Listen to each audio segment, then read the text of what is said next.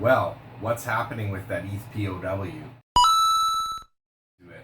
Now, I'm going to start this conversation off actually with Neo.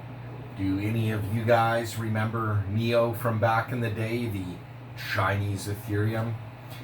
Or so we were told. We were told people in China like to have their own thing. And Neo, or ant shares, as I used to call it back in the day, was supposed to be the Chinese Ethereum. Turns out there's a completely other Chinese Ethereum. And it's just a copy of the regular Ethereum called Ethpow. And what do I mean by that? When you look up anything online, it seems to be all in Chinese. And some of the groups that were creating the Chinese Ethpow, I call it the Chinese Ethpow, they were Chinese mining consortiums and just miners in China looking for something to do with their hash rate. And here it is. So just scroll through social media or a Google search and you'll see most of the content is in Chinese. So for an Anglophone like me, I've been trying to sort it all out, and so far I've made some headway. So this thing here, this Ethpow, it's been tanking. I mean, it started trading a little while ago on some exchanges as an IOU, but even since it first hit the market yesterday, I mean, it's done nothing but tank. I got a computer open here, like from yesterday, it was like 21 USD per Ethw, and now it's at about 1038 at the time of filming. So not really a great price performance to start. However, it is picking up hash rate. People are using it. There are some projects launching on it. So I want to discuss a few of those things. I took some notes here that I did want to talk about. So the first thing we'll say is congratulations to Ethereum for switching to proof of stake. Miners are going to stay behind and keep mining anyways. So this Ethpow chain takes place 5,000 blocks after the switch of proof of stake. We already have people commenting, like the famous Eric Wall on Twitter, saying how, with the token having such small value, that it's not sustainable and nobody can mine it just for the sake of mining, and that it will go under. And that may be true, but have you seen the hash rate of Ethereum Classic or Ravencoin or anything? I mean, it's to the moon, and nothing's profitable to mine, and really nothing ever has been profitable to mine. Truth is the only way mining's profitable is if you hold the tokens to the bull market. But if you're just mining and selling, you always do better just buying the tokens. Trust me, as somebody who's mined for years, I mined Bitcoin at home. Like, even then it wasn't profitable. And had I held on to it, it would be profitable now. And that's just how that game gets played. So you're always just better buying than you are mining. But anyways, his math doesn't really matter because us humans are irrational. So people will continue to mine things that are mineable. A lot of things in this video, if you're not very technical, you don't know Metamask, you don't know how to change the RPCs, these kinds of things, this probably isn't the video for you. When you log on to Ethpow, you are susceptible to replay attacks. You could be accidentally trading things on mainnet or like the main Ethereum POS chain and not realize it, and dumping bags of things you don't want to be. So if you haven't done this kind of stuff before, please be careful. If you don't know how to change your RPC, this Corey Crypto something with a lot of C's in it made a great video, and he shows you in a couple minutes and explains it better than I could, because I just hate explaining things to people.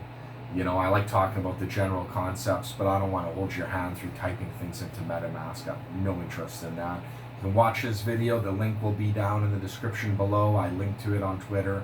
Some people have found it useful already, so that's good news there. So anyways, you change your RPC on MetaMask. you hook into the Ethpow network, and then boom, there's a duplicate of all your stuff. Well, next thing, how do you sell? Because a lot of these things like stable coins and a lot of these projects, they're not going to have any value, but the liquidity pools from Uniswap, SushiSwap, SheepSwap, they were all cloned onto the chain as well. So you can actually dump into it and extract a small amount of value out of it, which is what I did. And one of the trusted names is KyberSwap, and they're going to support Ethpow for 30 days. And so I was on KyberSwap and just moving coins to separate wallets, because you need to do that first. You don't want to trade anything out of your existing wallets and open yourself up to potential replay attacks. So move all your coins to an address, and then I dumped a lot of them.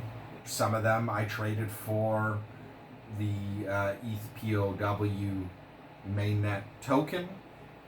I did buy a little bit of Kyber network crystal because perhaps they stay on Ethpow, and then maybe one day there's a slight chance that their token has a little bit of value there. But what else? What else are you buying? Since a lot of projects said they're not going forward with this.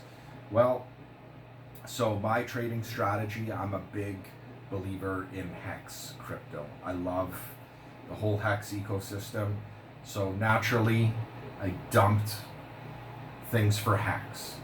I bought as much Hex as I could, and it seems to be one of the few things on this like ghost chain, if you want to call it that actually has buzz and utility. The reason why it has utility is it's a finished project that's completely on chain. You don't need anybody to do anything or interact with the contract. The thing works. It worked on ETH, and now that there's a fork, it works on the fork exactly the same. Finished project. Great way, great thing to invest in. So along with that whole ecosystem, there is the Hdrn that you can mint from your Hex Stakes. Guess what? Works just great on Ethpow. There's Icosa is working just great. I actually minted some Icosa on Ethpow just to see if it works. I staked some Hdrn. Everything works. So the Icosa Pro app is actually working on Ethpow as well. So again, if you're in the Hex ecosystem like I am, turns out all these finished projects just seem to work awesome on an alternate chain, which is like a little bit of an insurance policy and as an investment, right? Let's suppose the POS thing had gone sideways. While all your stuff worked on the POW chain, it's just great. Like, I don't want to have to make bets. I want to win no matter which way the wind blows. And the Hex ecosystem allows you to do that. I even made an Hsi stake. I've been buying Hex in the millions and putting out big stakes as well. Like, if this chain has any life to it and is around in 2, 3, 5, 10 years and has any kind of value, you can count on me being there, and I'll be harvesting that value. I'll be getting that yield. That's, something that appeals to me. I love free money. I love airdrops, and it's just beautiful. So that brings me to another conversation now that I'm talking about Hex here. So we know we have the ETH, the eHex on the POS chain. I've just been calling this wHex, the proof of work hex, the work hex from the POW chain. We're going to have the pulse launch, which is going to be the hex or the pHex. So what do we call it? I've been calling this combined hex. So now when I add the value of what is my hex position in life, I take the ETH price and I add the wHex price to it as well. And in the future, I'll be adding the pHex price. So I'll be combining the three values to create my combined hex value. Perhaps as a community, we can come up with a better name for that. That's just what I've been calling it. I put out a Twitter poll there. I don't know if anybody has any better ideas. Obviously, I'll go with the flow on that. And so that brings me to the pulsechain launch. Seeing this proof of work network come alive, seeing some of the pitfalls that's happening where people don't know how to do things, they don't know where the liquidity is, they don't know the RPC, it's just poorly documented. A lot of the documentation's in Chinese, and they could have front run the POS thing. They actually could have launched slightly before the POS block and gotten a jump start, create a little more buzz. They could have already had some working Uniswap clone to access the version 2 liquidity or sushi swap. It just could have been a little more organized, and that's where I think pulsechain is going to shine. So instead of it just being a chain where everybody's going to be dumping, there's the pulsex project that's going to be bringing value there immediately. So when pulsechain launches, then the pulse swap's going to launch, and you'll have a way to, there'll be a bridge as well. You'll be able to bridge to ETH. You'll be able to make derivative plays on the tokens and not just have to needlessly dump them to zero, because you'll be able to make pairings across and swap bridge and create derivative plays. I mean, I'm just so excited, and that's not even talking about Hex, which is like my all-time favorite. So I know a lot of people are excited for Pulse, and I'm excited for Pulse too, and this Ethpow and a chance to kind of go through this on a not testnet basis, which there is a Pulse testnet available. You can look into it, go on there, your coins are there. Anything you have on ETH is on the Pulse testnet and will be on the Pulse chain launch.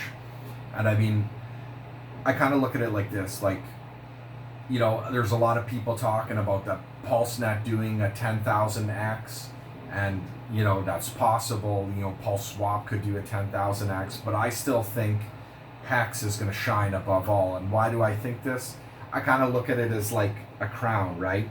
So I wrote the name down. I don't even know how to pronounce it, but the best example I could think of is like Queen Elizabeth just recently passed. So that got me thinking along those lines. It's the Culnam Diamond, or the second star of Africa. So the Queen, she has a crown. There's the crown jewels, and some of this jewelry, these gemstones, have existed prior, to Queen Elizabeth even. And the second star of Africa is one of them. It was cut from a giant diamond, and it's like the centerpiece of the crown. Well, as impressive as it is to have like some diamonds and stuff, it's more impressive to have them showcased in a crown. And to me, in my mind, pulsechain is like the metal of the crown that's going to hold all these jewels. So the crown itself has value, being made out of gold or silver or whatever precious metal, but you still have that jewel, that showcase. And I want you to remember that pulsechain was made to showcase Hex, because Hex was getting wrecked by the high gas fees and the poor network conditions of Ethereum during the bull runs. And so pulsechain was made to let Hex shine, to put it out front and center. And then around that, we have this whole ecosystem forming with things like Maximus DAO and Maxi and Lucky, and then we got the Hdrn and the Icosa, and then the stakes, and these are all just jewels, and the pulse chain will be the metal that will carry these jewels and help all these things to shine, and all of them have value and a piece to play in their own right to make something that's truly beautiful and exciting. And that's just the way I see this. And I look at the crown and its parts, and everything has a little piece to play in there. And so I've been excited. I'm excited at all the free tokens I got on the Ethpow. Like I said, I don't feel there's a lot of plays there of value, but right now, like, the Hex on Ethpow is so cheap. Like, we're talking like multitude, like 4 decimal places after 0, and then you have its value. And I feel like, because Hex was designed to do a 10,000x, I feel like if the Ethpow chain continues, it would be possible that during the next bull run, I feel there's a chance that it could do a 10,000x on that chain too, given its current price. I mean, if there's any adoption of this chain in China, or anybody starts using this Ethw token, and Hex being so liquid and so awesome, just that jewel working, even if you put it in a junkie crown, it's still gonna shine so hard. Like if you made a crown of brass because you can't afford gold, and you just plug that Hex token in there, I'm telling you, it's gonna shine. And even if it doesn't do a 10,000x, if this chain survives 2, 3, 4, 5 years, I just know that you're gonna at least get 100x or 1,000x on this thing, on this chain. And this is the place to be. So if you're watching this and you're not currently a Hexican, look into Hex, because the pulse chain launch will be coming sometime in the next few months. And in the meantime, if you were playing around on the Ethpow and you're dumping your free tokens, try dumping it for some Hex. Check it out. You can use the Icosa app to stake your Hex. You can do all the stuff you missed out on in the past, and try to pick up for some of those losses on this second chain. And yes, I get it. The values aren't as high and the base values are a lot lower. But it's a beautiful sandbox to play around in. And this is your chance if you're, newer to crypto and you missed launches and you missed these other things. And you can use this to prep yourself for the pulse chain launch. And, a lot of people, they're not going to care about their Hex stakes on the Ethpow. They're going to let their stakes flounder and wither away. And that whoever is staked and is actively pursuing it on that chain, they're going to get those rewards. So someone like me, who's still maintaining their stakes and checking stuff out, I'm going to get the rewards from those bleeding out. So even if it's not as valuable, the rewards are potentially higher. It's such a great win. And it's only a great win because it's a finished project. It's not one of these things where we're waiting for all kinds of stuff. I'm talking in a circle now. That's just how excited I am. And, I hope all of you take some time and figure out what you're doing, learn how crypto works, have your private keys. And if you didn't have them for the Ethpow launch, make sure you have them for the pulse chain launch. And if there's any hidden gem projects out there that you know of on Ethpow, drop them in the comments below, or shoot them to me on Twitter. Like, I'm happy to check out other things.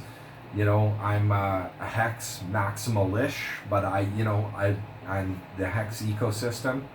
But I'm free and happy to look into all kinds of cryptos. Drop me some lines of things I should be looking into, and I'd be happy to check them out as well. Anyways, I think I've rambled on long enough. So I'm going to get going, and I'm actually going to be setting up the old miners to mine Ethpow for now, because that hash rate on Ethereum Classic, I don't really feel like mining and competing against 200 terahashes with my little outfit here just to try to get $30 of Ethereum Classic. I'm going to try out this Ethpow, see if I can set that up for mining. I hear Nanopool is accepting it, and I've used Nanopool in the past, so it should be easy to set up.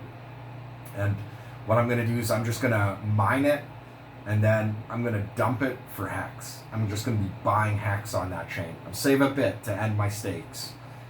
That's something you got to do. Don't forget about that. Don't make that mistake. Make sure you have some liquid tokens so that you can end your stakes and interact with Hdrn and Icosa and the other contracts that are there. But yeah, I'm just going to be, maybe I'll be a prosperous Poseidon or whatever, whatever's above a whale on the Ethpow chain, because I'm not a prosperous Poseidon by any means on the regular ETH chain, but here's my second go at it. Anyways, thank you very much for watching, and I hope you found this information useful.